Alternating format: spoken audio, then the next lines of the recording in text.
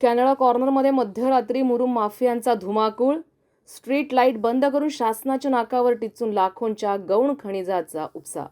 नाशिक शहराच्या मध्यवर्ती भागात असलेल्या कॅनडा कॉर्नर परिसरात शासनाच्या नाकावर टिचून गौण खनिजाचा धक्कादायक प्रकार उघडकीस आलाय.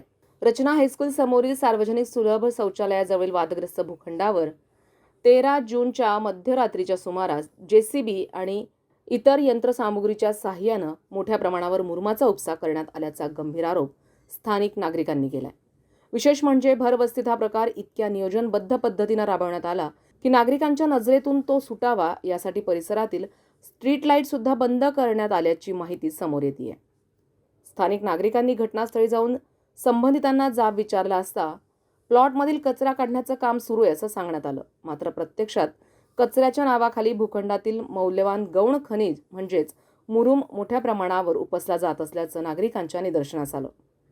संबंधित भूखंड हा एका नामांकित बिल्डरने खरेदी केल्याची माहिती असून या जागेचा वाद गेल्या अनेक वर्षापासून न्यायालयीन आणि प्रशासकीय पातळीवर प्रलंबित असल्याचं सांगितलं जात आहे. असं असतानाही रात्रीच्या अंधारात या भूखंडातून हजारो घनफूट मुरुम बाहेर काढण्यात आल्यानं या संपूर्ण कारवाईमागे नेमके कुणाचे आशीर्वाद आहेत असा संतप्त सवाल नागरिक उपस्थित करतायत. या प्रकाराची माहिती मिळताच स्थानिकांनी जिल्हाधिकारी कार्यालय, गौण खनिज विभागाचे अधिकारी दीपक चव्हाण तसंच पोलीस प्रशासनाशी संपर्क साधून तातडीनं हस्तक्षेप करण्याची मागणी केली. मात्र धक्कादायक बाब म्हणजे रात्री उशिरापर्यंत नागरिकांच्या तक्रारींकडे कुठल्याही शासकीय यंत्रणेनं गांभीर्यानं लक्ष दिलं नसल्याचा आरोपही केला जातोय.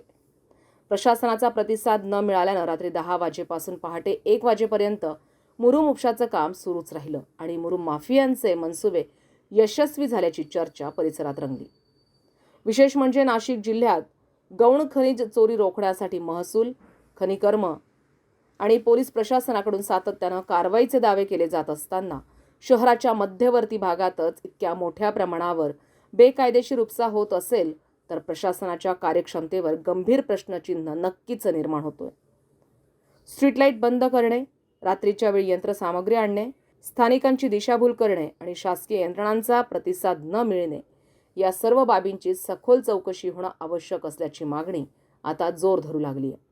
दरम्यान या प्रकरणी संबंधित विभागांकडे तक्रारी करण्यात आल्या असून उपसण्यात आलेल्या गौण खनिजाचं प्रमाण, त्यामागील सूत्रधार, संबंधित भूखंडावरील परवानग्या आणि महसुलाचे झालेले संभाव्य नुकसान याचा तपास करण्याची मागणी नागरिकांनी केली आहे. कॅनडा कॉर्नरमधील हा प्रकार केवळ बेकायदेशीर मुरुम उपशापुरता मर्यादित नसून प्रशासनाच्या निष्क्रियतेचा आणि मुरुम माफियांच्या वाढत्या धाडसाचा नमुना असल्याची तीव्र प्रतिक्रिया नागरिकांमधून उमटते.